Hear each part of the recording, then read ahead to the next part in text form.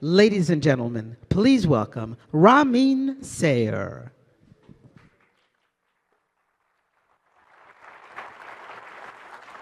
Good afternoon, and thanks for taking the time with us here. Hopefully, VMworld experience so far for you has been magnificent. I'm going to hopefully make that even better today for you as we walk through and give you a sneak peek into or a glimpse into where we're heading, what we've already done. Then we're going to change gears a bit beyond the roadmap and direction. I'm going to be joined by a panel, so we'll have an opportunity to hear from a partner and a couple customers with respect to their journey to the cloud and the things they're encountering as they go about this transformation.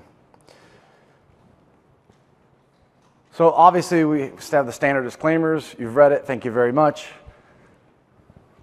But I already covered the agenda. We wanted to spend a few minutes because probably many of you saw earlier this morning on main stage the announcement of the vRealize brand.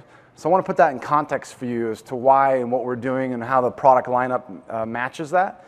Then we're going to shift gears, and I'll be joined by Pete, my own Vanna, who will walk us through a demo and show you how we've brought the product and set of products together into what we call a cloud management platform. So you can get a sense of all the newness and greatness that we've already released with products like VCAC, VCOps, but also even our DevOps efforts more specifically.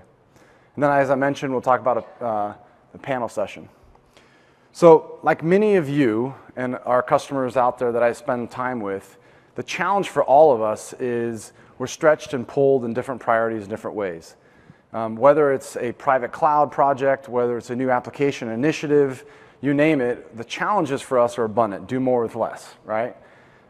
Second thing we see quite a bit is, our teams and processes. And last, the lack of a unified approach here. So what we are aiming to help do is help, drive alignment with respect to your priorities. And you heard from Pat, you heard from Carl this morning around our 3 priorities around SDDC, end user computing, and hybrid cloud. And the management automation organization that I'm responsible for spans all of that. So hopefully we can help align your internal priorities of the business as well as your IT priorities to help with agility drive that we talked about earlier. And in doing so, that has profound implications to many of you and your teams in terms of how your teams and processes or silos need to come together. So we'll talk about it a little more even in the panel. But the last thing we're going to highlight here is what are we doing to help you from a tooling perspective and the products coming together in the unified management approach. So what have we done over the years? So I want to take a sneak step back for a second because some of you have been with us for a few years, some of you have been with us for many more years. Roughly 4.5 years ago when we formulated this business unit, we had a plethora of disparate products. A lot of them were internally built, some were externally acquired, and we started to pull them together, started to look at overlaps, started to really assemble different, what we call suites. And really focused on 3 areas. How do we build, run, and operate, and measure what you're managing? So that the whole concept of automation, operations, and the lens into the business performance, value, and cost. So we've made some tremendous headway there with respect to the 3 suites, and there's new versions of those products and those 3 suites coming out this year. But what we're really also focused on now with the vRealize brand that we announced today is really delivering the industry's first and most integrated, therefore most comprehensive cloud management platform.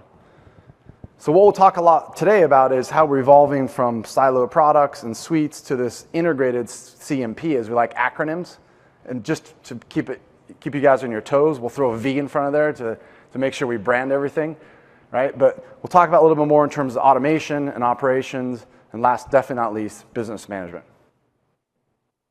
So what is the genesis of the suite? Well, as I mentioned earlier, the goal for us several years ago, and from when I formed this business, was to really bridge the gap. Bridge the gap from the infrastructure team to the line of business development team. The charter for me when Paul Maritz was our CEO then was around this concept called dynamic apps. How do we deliver and drive agility from a programmable infrastructure all the way up to the applications residing in those VMs or containers? So our mission has not changed.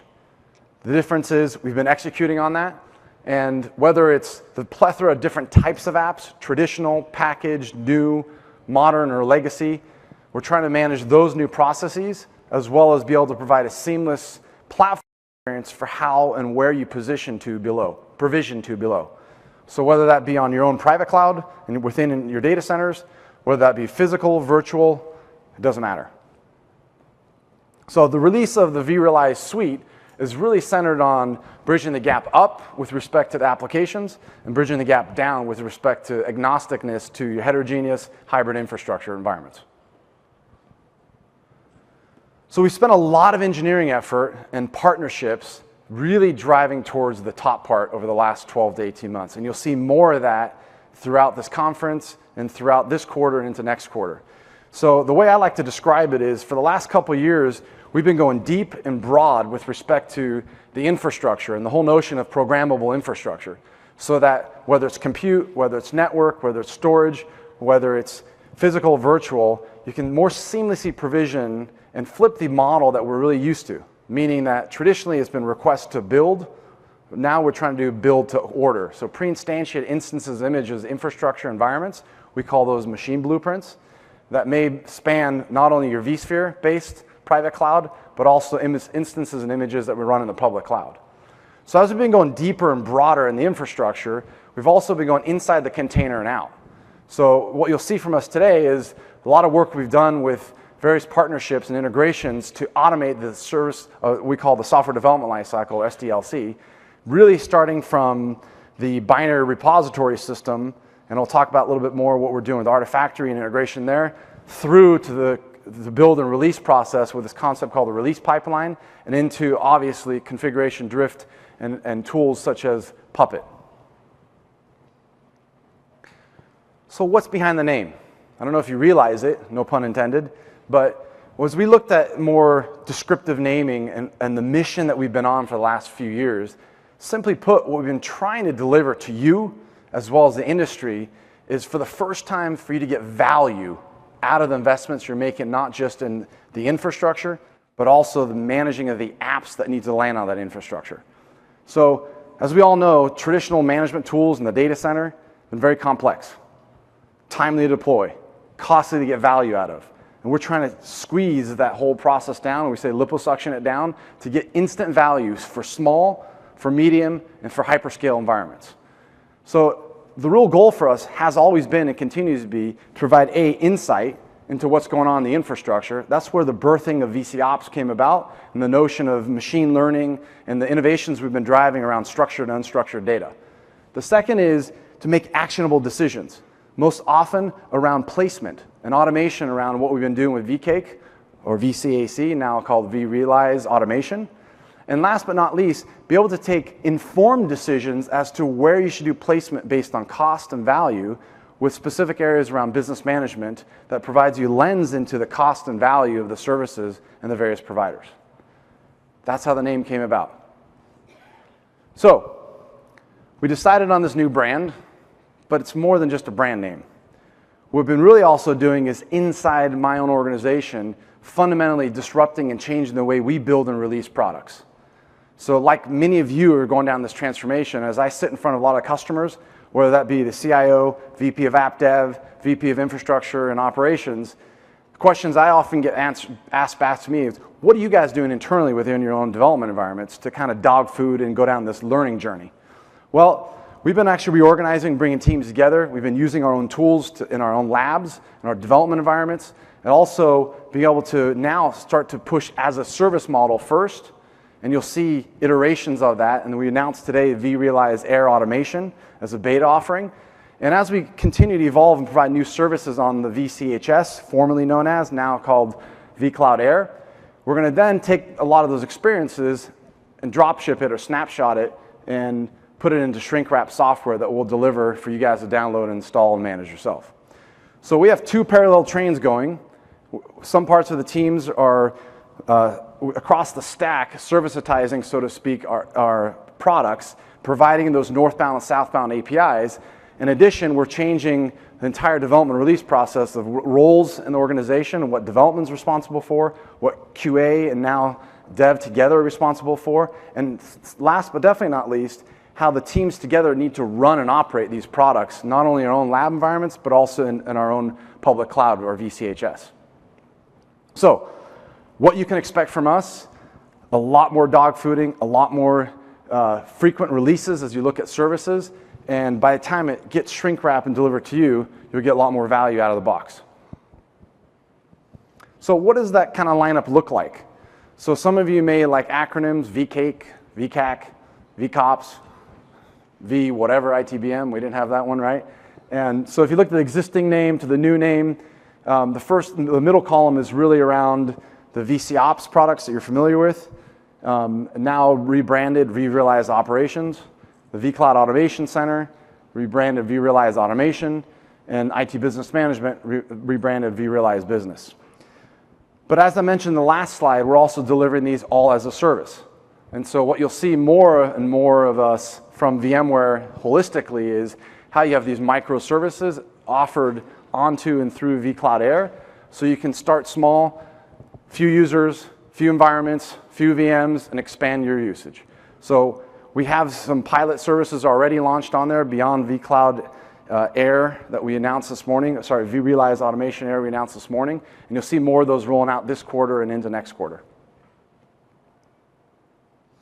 But here at this conference, we're doing more than just bifurcating our strategy and allowing you to consume it as a service as well as shrink-wrap software. We announced new updates to the suite, not just the vCloud suite, but also the vRealize suite, which includes a lot of the products you're very familiar with. And last but definitely not least, what we saw as customers were adopting vSOM or vSphere with Operations Manager, they started to look at, okay, I got great sense and visualization as to what's going on in my vSphere environment, but I also want to be able to look at the log and unstructured data together with the time series metrics I'm collecting on top of VCOps. So we brought those two together, a new bundle. We've better integrated those products together, and voila, guess what you have. I don't know if that really rolls off the tongue, vRealize, but vRealize Operations Insight is kind of the new solution there. So as we're doing this, as I mentioned earlier, we're also looking at how we servicitize the whole stack. So today you saw earlier on main stage the announcements of a lot of the backup and recovery services, or DR, the development services that are on vCloud Hybrid Service, now vCloud Air. So our goal and mission for you is to streamline the experience you have for an existing packaged shrink-wrapped app experience on-prem, be able to migrate that to VCHS, formerly now vCloud Air, or to develop a brand new application on vCloud Air and have the same experience that you would potentially on-prem. So that's available now. There's an opportunity for you guys to register for the beta. There's a URL there, and you can get more information if you're interested. Or you can also even swing by the booth, and there's plenty of sessions that you can get more information on that. So now I want to switch gears a little bit and give you a little bit of a tech preview, early warning sort of indication of where we're going and some of the things we've done with our products. And to help me there, I'm going to invite Pete, or Vanna as I call him. You're not nearly as good looking as Vanna, so. Not nearly. So Pete and I are going to do a little bit of dialogue, and what we thought we'd do here for you is, when I spend time on the road, what I oftentimes witness is a dialogue that either exists or needs to exist between various functions in our environments, particularly in your environments. So I'm going to play the role of VP of App Dev, and Pete, or Vanna as I call him, will play the cloud admin, who's responsible for building and managing the cloud infrastructure. And we're going to walk you through what I expect in terms of my development and release processes, what's new in the product, and he's going to show how we can achieve some of that. So Pete, welcome. Thanks for joining us today. How you doing? Not too bad. So I wanted to talk to you today about your new Project Phoenix that's coming on, and we want to talk about how IT can help you out with that process, provide you the infrastructure as a service that you need, as well as automate the entire release cycle. Great. So let's skip past the disclaimer then for a second, and let me give you a little background to this application. So being responsible for this new application, Project Phoenix, it's a very critical application for me. It's one of the most agile projects that our development team has started on. And we have a minimal viable product strategy here. We're starting in the public cloud, as you know. I know you don't like it, but we started on Amazon. Yep. And we need to fail fast and iterate quickly and be able to manage that experience from my development to UAT to prod and be able to seamlessly have that experience managed across my various environments. Absolutely. We understand your need for speed, but we also want to make sure that we maintain control so that we can improve the reliability and also minimize our risk. Okay, but I want to make sure you understand something because you guys in ops are like control freaks, right? So anytime we have these shadow IT guys doing their own things on the side, you don't like it, but it just fundamentally takes too long for you to help me, right? Our build process and release process has to be a lot faster. Yeah. Well, everything you know about IT service delivery now isn't just about VMs. Really? Really. But you guys are infrastructure guys. So what we've implemented is VMware's cloud management platform. So what it enables us to do is to automate the application infrastructure deployment as well as add intelligent operations and service cost analytics through a unified management platform to help us deliver and support your projects. Really? Really? I didn't realize that. This all sounds great, but I kind of don't believe you. So can you kind of show me? Sure, absolutely. So we understand that you're using a three-node lamp stack, basically in your development environment inside of AWS, tied to a number of DevOps tools currently. That's correct? true. So in various stages, it's either going to be a 3-node or a 5-node lamp stack we need to provision. And as you probably know or may not know, my development team uses Git as a repository. And we also use Jenkins for our build management system, right? And in testing, we use Selenium, and for managing our functional and regression testing, right? So that's not really an on-prem tool that you guys can really help with. Well, we can automate all of that on AWS. Really? Absolutely. Okay. So I wasn't aware of that, but it doesn't just stop there because even for my load testing, I use JMeter. So you aware of that tool? Can you help? Yep, so we can automate that as well and treat AWS just like we would for provisioning within our production data set. But wait, hold on. It doesn't just stop there. Doesn't stop there. No, I also have Artifactory as a repository that we integrate to and a bunch of custom scripts to help with the build and release process, right? Yep. So are you familiar with those guys? Yeah, absolutely. So we've been working closely with your developers, so we can also layer on top of that, and in addition to the automation, the intelligent operations to give your team the insight throughout all of the phases about the health so that you can make sure that your team is seeing the data they need to make sure they're adding in or making code changes as necessary. Okay, but I just want to make sure you understand something.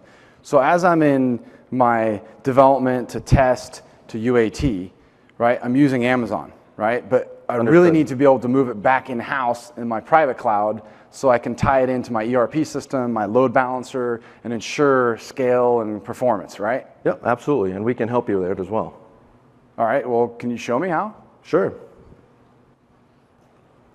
So let's take a look back at your stage, and we'll kind of walk through your development, your release lifecycle. Okay. So we're going to start at development. So obviously, just because you use an AWS doesn't necessarily mean it's fast, right? Your team has to build a machine and then go in and do the configuration in AWS. Still faster than you guys, though. So we can deliver you, so with the tool sets that we've deployed, we can actually deliver you that automated kind of self-service provisioning for AWS in the cloud for your development stack.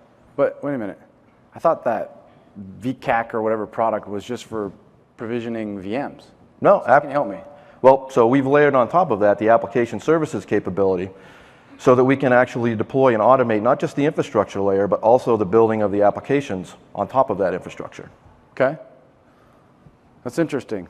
So let's take a look. So let me show you real quick. All right. So this is the application services blueprint, and so this is basically the model of your LAMP stack. So we have our load balancing tier, we have our Tomcat application server tier, which we can scale out, and we also have our MySQL database tier. Okay.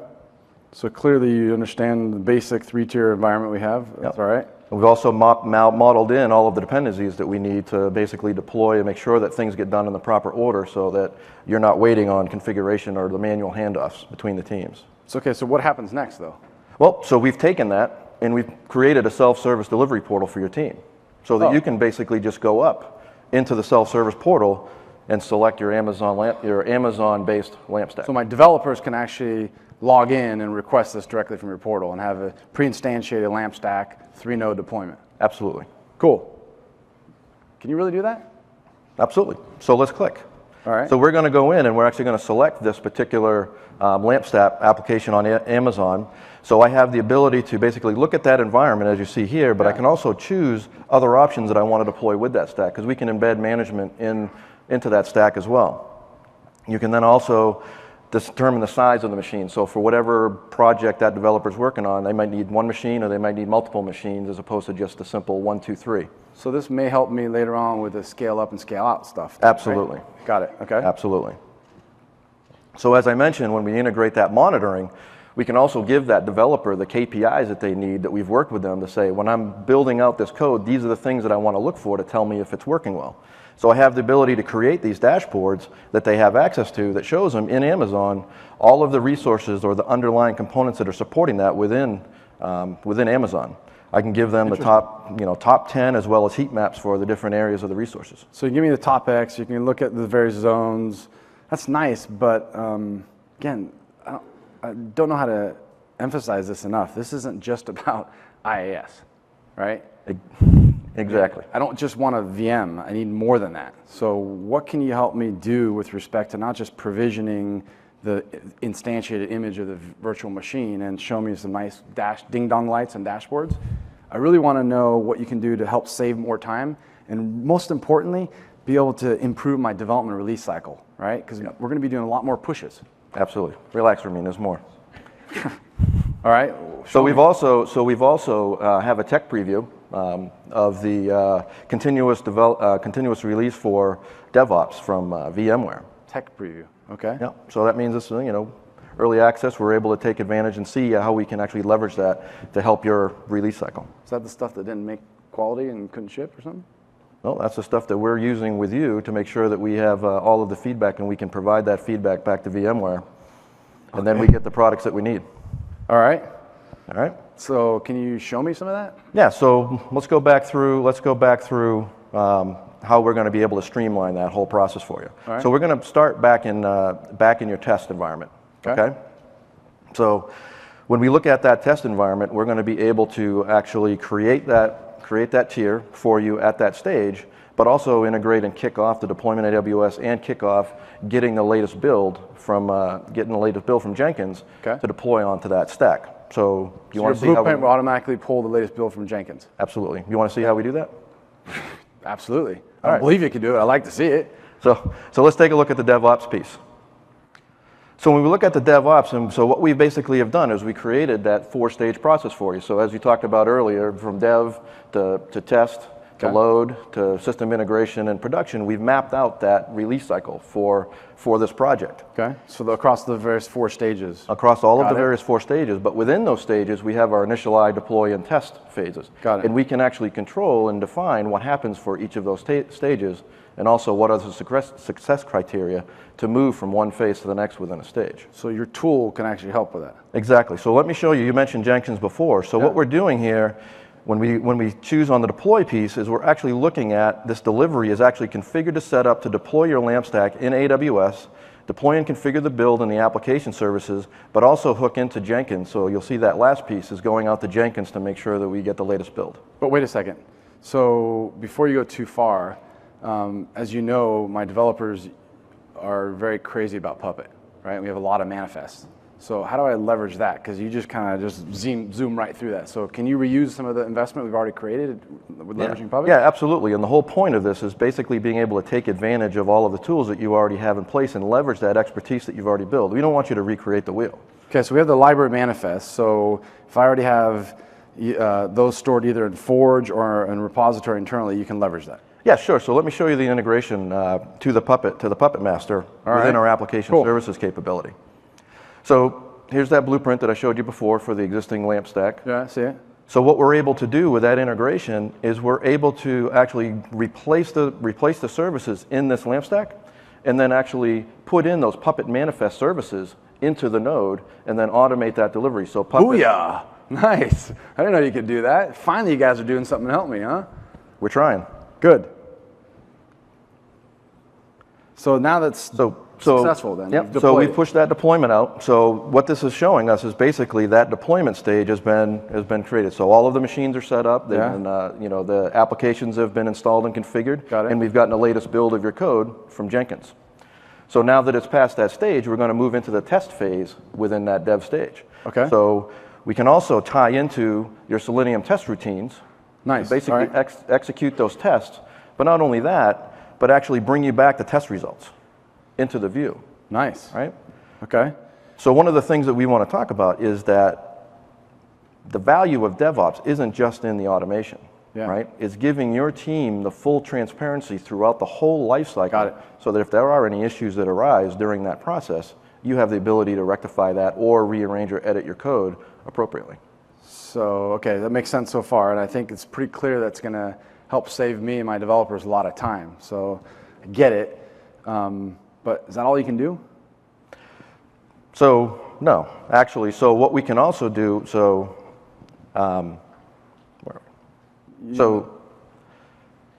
so after that deployment test runs, right? We can move that stage, that phase gate requirements, and move that up into load testing. Okay, but I've had a little issue. How's it been deploying on Amazon? Yeah, we heard you got a little bit of a surprise Amazon bill with all the machines you had left out there. Yeah, the whole notion of life cycle is dead cycle. Like we provision, we forget, like fire and forget. So it's kind of running up kind of the cost for me. So yeah, so what we can do after these stages, right? So after we've got done the stage of development and test, we can actually automatically tear down those resources. So you do in the full cloud. lifecycle management. So we do full lifecycle management. So you can reclaim and redeploy. Absolutely. All right. Can I see that? Can I see how it's working? Sure. So when we talk about our testing, right? So when we talk about our testing and after we've moved from stage to stage, part of that end of phase gate is actually going back into VCAC to do that recommendation, which calls out to the infrastructure to do the teardown and reclaim those resources back. Good, so I get it, but you're only still in my UAT. And remember, I need to move from AWS to on-prem. Yep, absolutely. So well, when we get to our load testing, right? So you have your user accepted and load testing. Your team's still wasting a lot of time, not only just deploying machines, but also setting up the network and the infrastructure at scale to support the load tests. Okay. So we'll set up a slightly different deploy, test, and initialize phase for the UAT and load testing. Got it. So to provision that large-scale environment, we can integrate with JMeter to give you the results that you need. And by the way, do you know how much that load testing is actually that load test part of the project is going to cost you? Clearly not, but I don't think you do either. Absolutely, we do. So inside of the cloud management platform, the business management capabilities gives us the ability to set up your projects. If you see here, I've set up the different stages of our project and mapped it out. So we just started using the new vCloud Air service, which was the vCloud hybrid service. Have you heard about it? That's that VMware service thing they just announced, right? Yeah, absolutely. So we found that when we looked at the configurations, it's typically about 30% cheaper than running those loads on AWS. Really? Yeah. Do you want to try it? Let's take it for a roll. Why not? All right. So we'll go back into that profile for the load testing phase, and we basically simply modify the configuration to say instead of deploying on AWS, we're going to deploy it on vCloud Air. Okay. And we'll still tie into those systems. We'll still tie into JMeter and execute that, make sure that it's aware of the test and what pieces it needs to measure. All right. That's helpful. But what about beyond UAT and going into production, right? So what can you do for me there?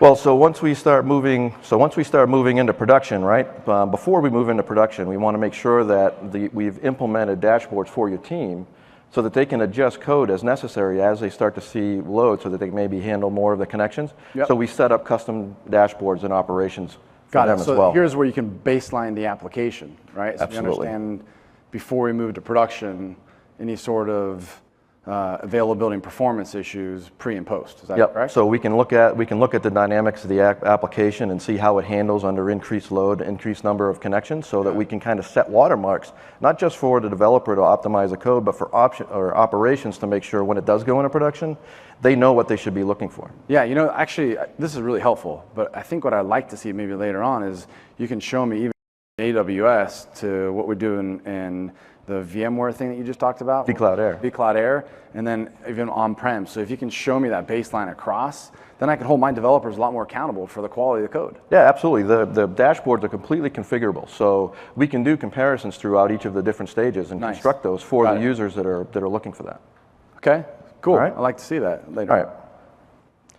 So let's move on. So we look at, so we understand that your current release process is pretty fragmented, right? Yeah, I mean, the automated flow can really obviously help me reduce the manual errors, increase the developer throughput, obviously help cut some of the spending down like you've kind of exposed me on. Thank you very much, right? And last but not least, I think it helps me assure and ensure better code quality and process visibility. Yeah. But again, I think I'm not really clear about the integration, testing, and staging stuff. Okay, so when we talk about integration, testing, and staging, right? So as you mentioned, we want to make sure that Artifactory is getting the right build so we can validate those builds before we put them in. So as you know, I mean, we've had some problems on the operations side with some of the builds that got handed over, but they weren't necessarily the right builds because of some configuration issues and some handoffs. So we actually had some stuff failing in staging that should have been caught in UAT and load testing, right? Yeah, I get it, but I think I want to make sure you understand something. So in this environment, the deployment is much different as we're bringing it in-house, right? I need a different database. I need to be able to configure it and test it with real data, not only the simulated data. And I also need to tie into, obviously, our own load balancer and be able to tie into our ERP system. Yep, absolutely. So when we look at this phase gate, right, so we set up another process for system integration and testing. So we can actually go and configure that stack, set up the existing, set up all of the resources as well as the network connectivity through NSX. Got it. For setting up the IPs, configuring the load balancers, so not just giving you machines that you have to go in and set up, but basically giving you an application which is end-to-end, from infrastructure through the applications, all the while validating and verifying those those builds from Jenkins through into Artifactory.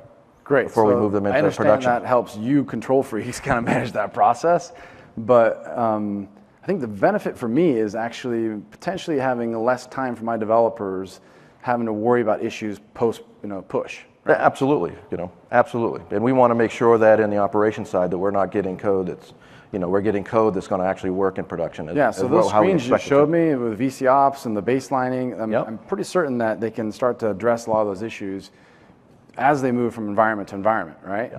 Yeah, so we're actually looking at even more data. So as we start to get moving into production, right, we're starting to look at more of the real world type scenarios. So we've set up additional dashboards to give us more visibility about the state of that application. Throughout that testing process, development and operations, our teams have been working together to define those KPIs that we really need to look at that tells us what is the state of that application. No longer your guys are going to blame me and my team for the quality? And my guys aren't going to blame your guys for bad code. I see the IT coat of arms, right? That's right. That's right.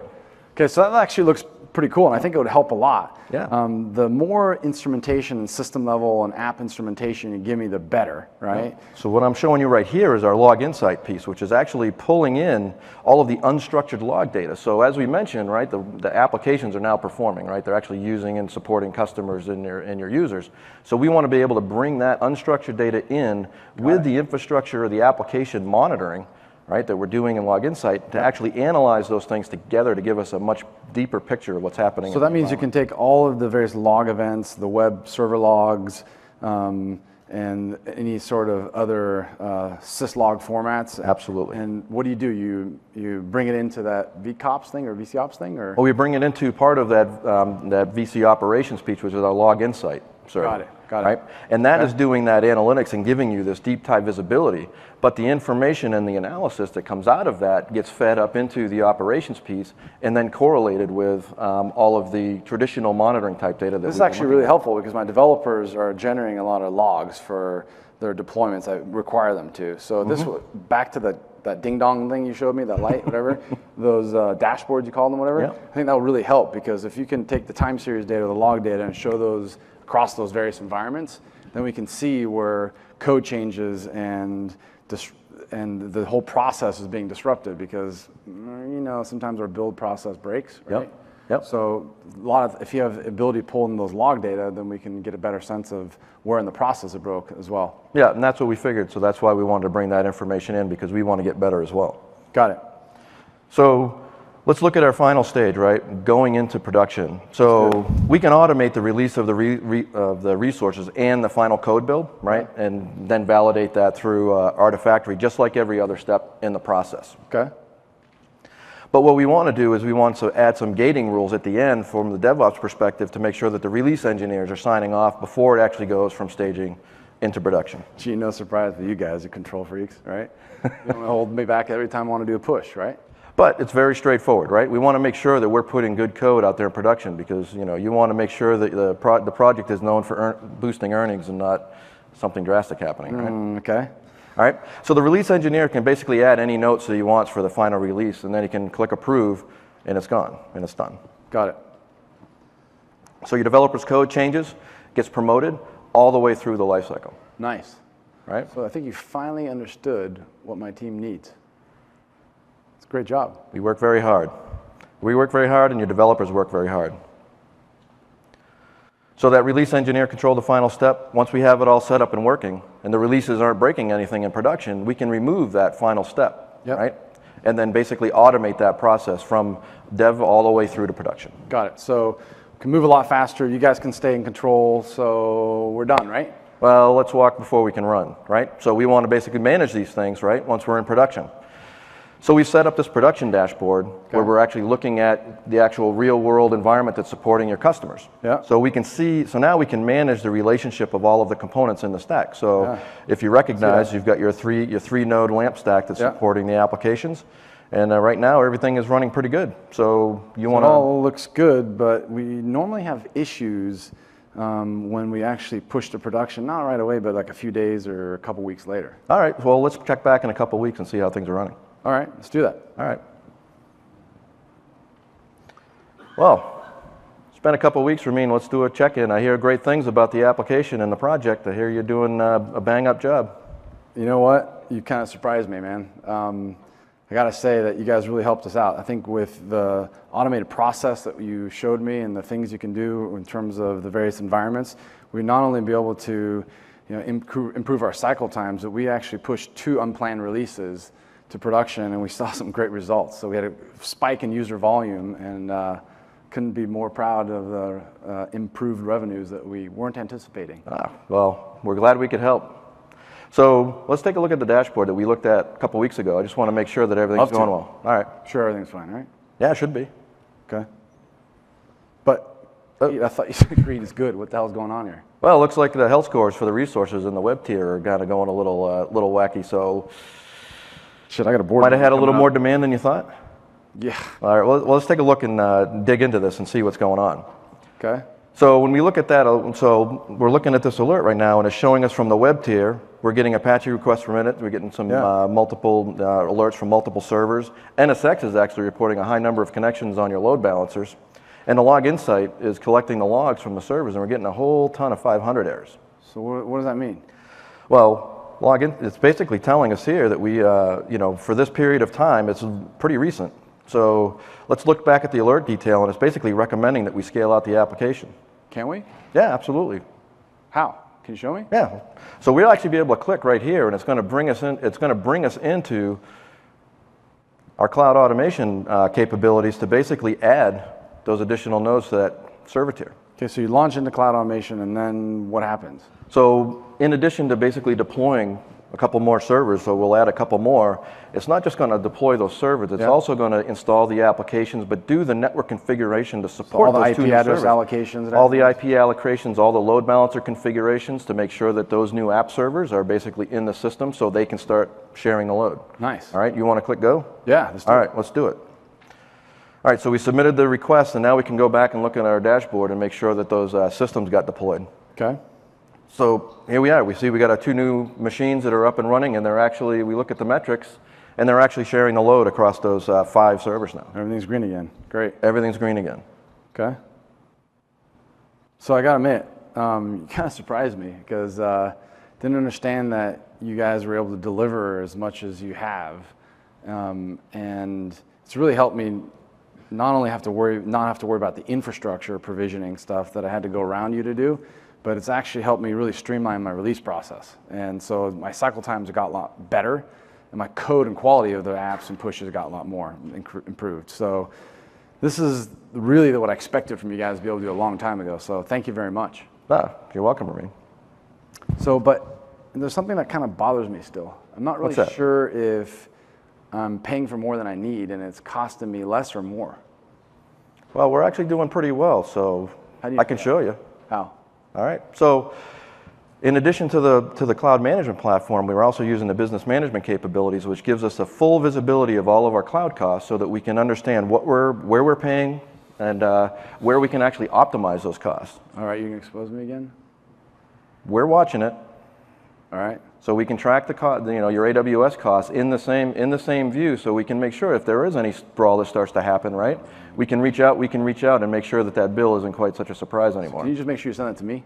Absolutely. All right, so And we're also doing demand analysis, so we can track resource and usage consumption across not just your project, but all of the projects across our BU. so that means it'll help me decide where and when to move or provision to environments, right? Absolutely. So you Cool. can use that cloud comparison I showed you earlier to make sure that we're putting the right workloads in the right environment that actually is more cost effective for us. Got it. So in the end, we were able to deliver the agility that you needed so that you can not only meet your market demands and your release timelines, but through automation, we increased our efficiency, which ultimately reduced our cost, and we had the control in there to make sure that we standardized and minimized issues and reduced our risk. So we stayed under budget, we improved our process and release. Great. And you're under budget. That's awesome. It's the first time you've ever done that for me. And many more to come. All right, well, thank you, Pete. I appreciate it. Thank you very much, Ramin.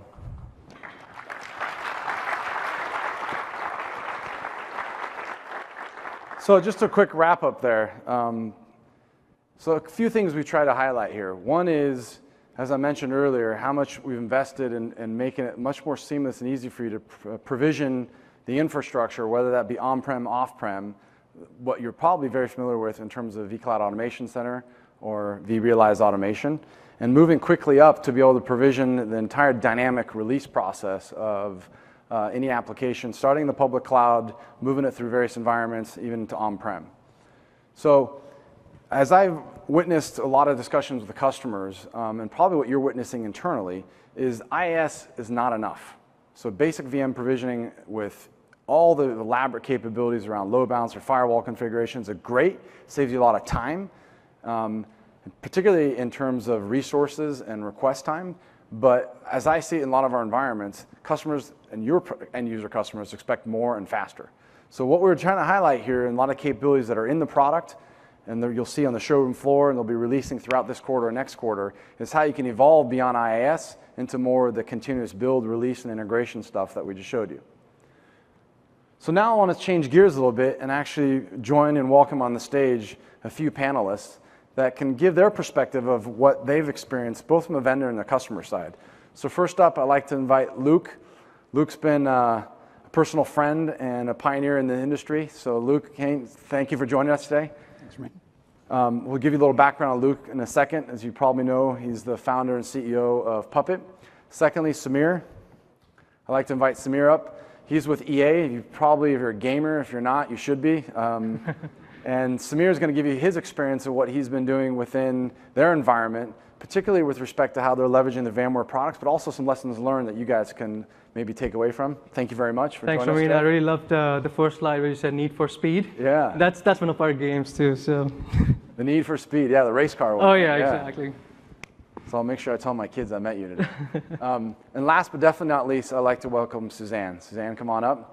So from Columbia Sports, I'm sorry I wasn't able to wear any of your Columbia gear today, but I noticed you haven't either, so I feel all right. Thank you very much for joining us today. Good to meet you. So I want to start maybe with you, Luke. You've been a pioneer in this industry. You've learned a lot from the challenges you've had in the past. So maybe if you can just start with kind of giving us the sense of your background and why you founded Puppet and some of the things that you're experiencing as we talked about this programmable infrastructure or infrastructure as code and ultimately going into DevOps. Okay. So I started Puppet Labs about 9.5 years ago, and prior to that I'd been a sysadmin doing kind of pretty traditional Unixy stuff, mostly a lot of script writing, Perl, Shell, things like that. And one of the reasons I started the company was I didn't see our industry changing very much, and I was afraid that I was going to check back in 10 years, or I was going to still be doing the same job in 10 years with the same tools. And all the other jobs I'd been at before would be complaining about my Perl scripts, and I would be complaining about the Perl scripts I was joining at the new company. And what I asked myself was, what can we do to, or what can I build that can make it so that the next company, the next problem, the next organization can do something fundamentally better and fundamentally different? And there were good examples out at the time. If you looked at, in 2003, 2005, Google was one good example of how you could do operations, but no one else could really do what Google was doing without investing as much money as Google as they were investing. So I said, maybe I could build something that would allow other people to be as functional and capable as Google was without having to have 300 full-time engineers building the software and maintaining it like they were. And so one big piece of that was I wanted to build a tool that allowed people to reuse both the tools and workflows of development in a world of operations. So look, people are already good at version control in development. People are already good at tech, already good at reporting. They're already good at all these things that help you understand what's going on in your world. Let's take that same capability, bring it into the operations world. So let's make sure that when we build a configuration system, it's version controllable. And I don't mean we're going to reinvent version control using a database and a bunch of hacky stuff. What I mean is you can actually just write it in code and use version control. So that's one example of how we get to the point where when you're running your infrastructure feels like one large application that you're building, you're deploying, you're updating, as opposed to it's this static thing that periodically you have to take a chisel to and kind of, we're going to add a wall because we're going to use dynamite to knock this wall down and, put in cement and super glue to build a new one. That's how traditionally infrastructure has felt, and I really wanted something that was more dynamic and a lot more like a development workflow. Great. So, maybe if I can switch gears to you, Samir. I mean, Yeah. everyone knows EA for being the pioneer in gaming, right? Yep.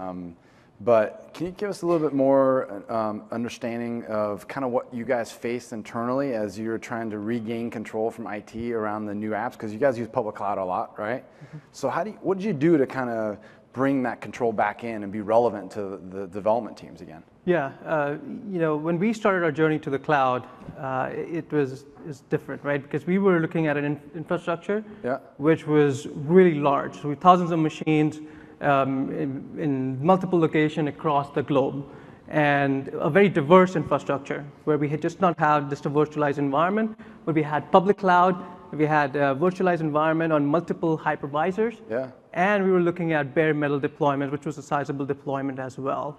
So when we were looking at a platform, we were looking at something that was a single pane of glass management and visibility into the platform, into the infrastructure, could provide standardized tool sets so that when our dev teams start provisioning, they either have a similar technology, not only in dev, but also in production. And finally, an extensible platform that we can kind of leverage to do automation. Because the reality is that, out of the box, you'll get some functionality, but a lot of functionality you would have to customize. And some of the customizations, for example, we did were around network provisioning and IP and DNS allocations, port group creations, and that was enabled due to the platform. Mm-hmm. So I would say, in summary, that, silos are killing IT, right? I mean, so you have to break those silos, think big, think holistic, right? I mean, that's the key part here. So what specifically, if you can kind of give the audience one or two takeaways there, did you do to kind of break those silos down? So maybe you think about that question for a second. Re-education camps mostly. Okay, so just think about that question for a second, because I also want to hear from Susan, because your company mantra is say no to the business, right?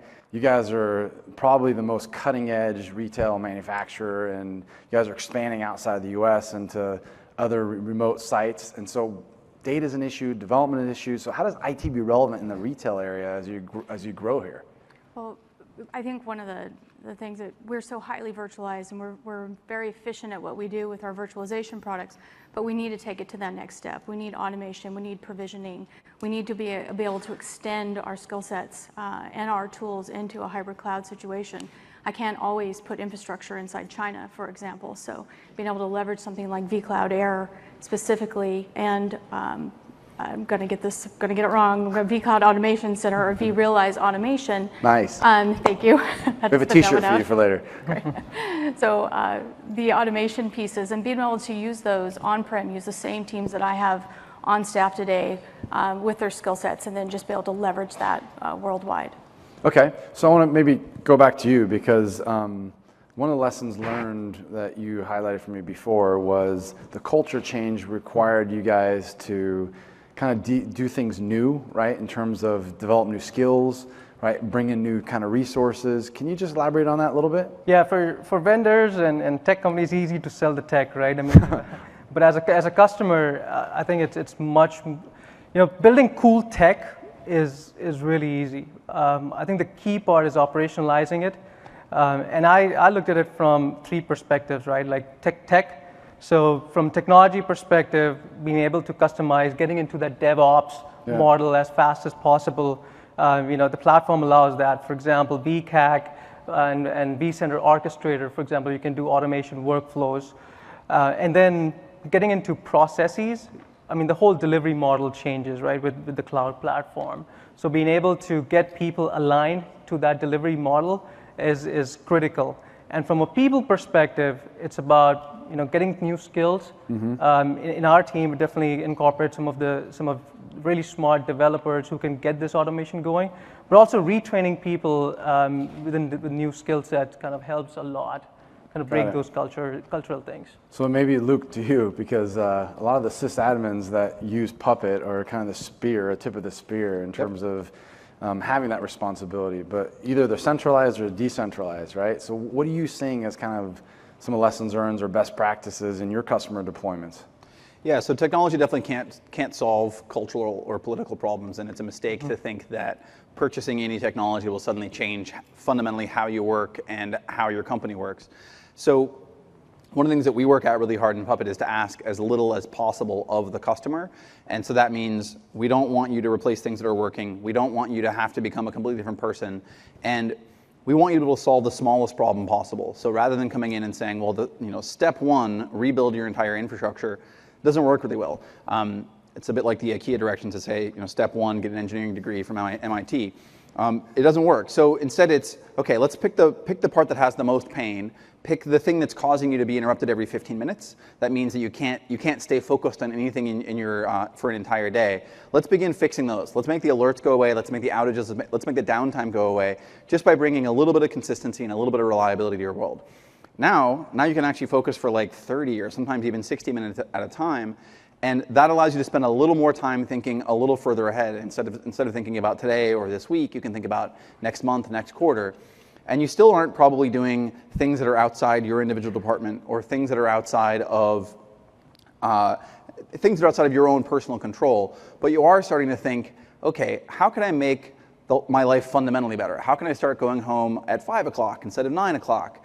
And then how can I help the people around me who are also in pain, right? When I see a developer who wants to deploy something, how can I say yes to them more quickly? How can I, rather than kind of saying, no, that's against policy, how can I find a way to still meet the policies that I have to meet, to be sure that I'm secure, to be sure that it's going to be up, but also say yes to whatever random requests come by? And only when you've kind of gotten to the point where you've got a few people on your team who are using the product successfully, you've got a few people who understand automation, you've got some wins on the board, so you can say, look, we've proven it. We're not here to tell you a story about what could be. We're here to tell you about what we specifically did. Only then do you go to other teams, you go to other departments. Do you maybe go to your CIO, your head of operations, and say, I think we should double down. I think we proved it. We've got the people. We've got existing technology and existing implementations we can use. And it's not conceptual. It's not theoretical. It's practical, and it's here right now. And by the way, we've been using it in production for more than a year, so I don't want to hear any of your excuses. Let's go. Yeah, that's great. I mean, I think that's good insight. Maybe back to you, Susan and Samir.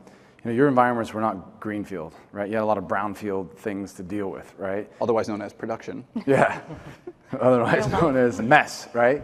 So maybe for the audience, can you give us a sense of, why did you choose VMware? What made most sense for you? And similar for you, Samir?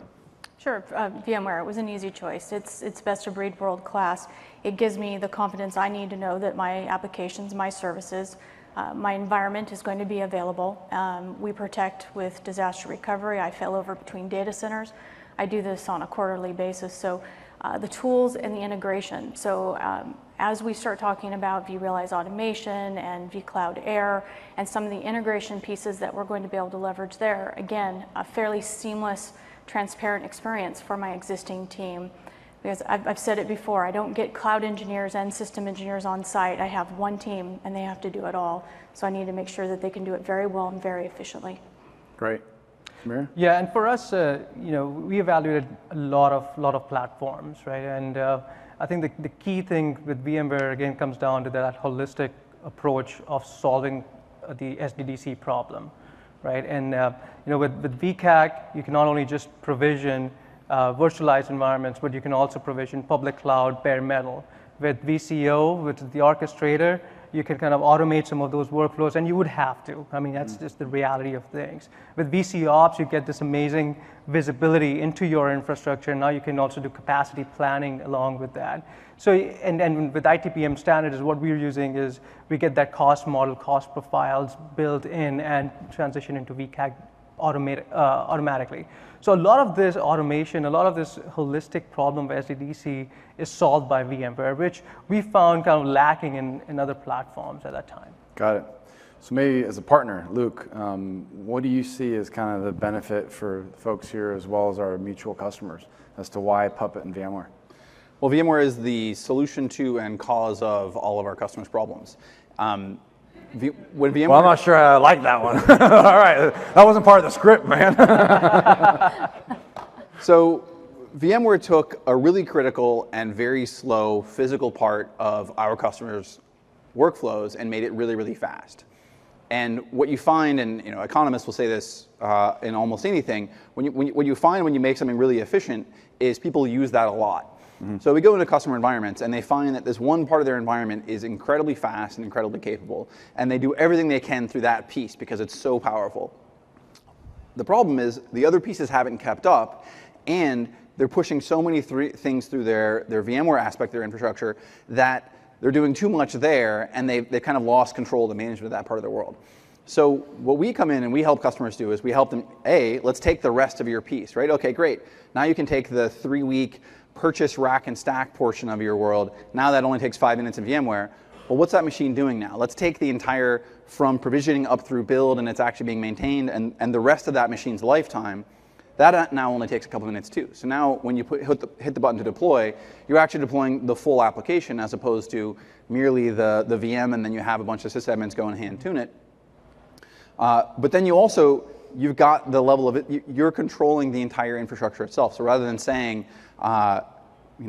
why is that service running? What's on the machine? Am I sure it's still working? All these questions become much easier to answer, and you can begin to move away from, I've got 15,000 golden images somewhere, and I have no idea how to deploy my software anywhere, to, okay, I've got a few golden images. It might be 3, it might be 15, but it's measured in a pretty small number, and then I use Puppet to tune those as needed based on when I'm deploying, what I'm deploying, where I'm deploying. And so the combination allows you to extract into a kind of a wider pipeline and really specially tune the tools you use to solve the specific problems you have.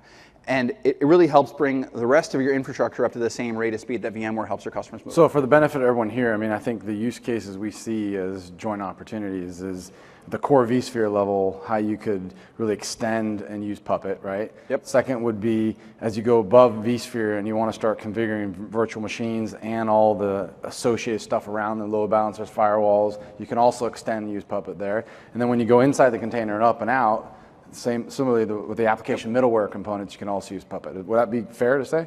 Absolutely. Got it. Okay, so I want to thank you guys for your time and also with your partnership and work here. They'll be around for a few minutes afterwards if you guys have some more questions. I also want to thank you guys for joining us here at VMworld. I know that you guys took a lot of time investment to join us. On the way out, you'll be able to grab a t-shirt because we all like tchotchkes, right? I expect to see the 3 of you wearing one too. I'm wearing 2 right now. Nice. Let me see. No. That wasn't scripted either.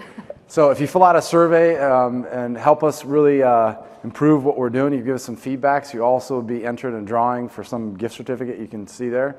And otherwise, enjoy the conference and don't party too hard on Wednesday night. Thank you very much.